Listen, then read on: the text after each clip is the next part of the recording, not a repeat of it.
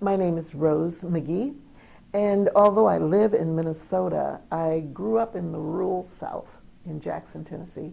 And I grew up in a time and environment where we didn't think of anything as giving. It was just the natural way of living. If something needed to be done, people would just step in and help.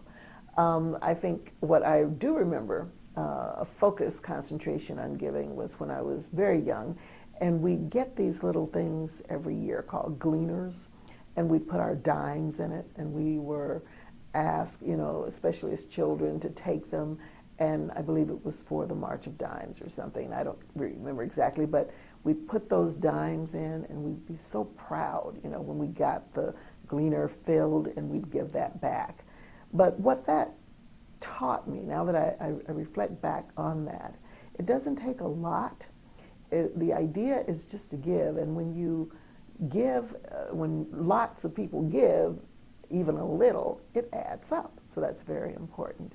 Today, I think it's very important for women, for African Americans, to realize that they do have something to contribute.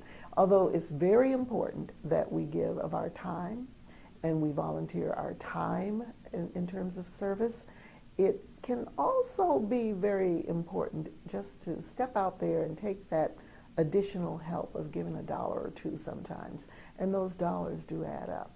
So I'm just delighted to say that I feel very good about trying to give. It's not what I'd like to, as much as I'd like to.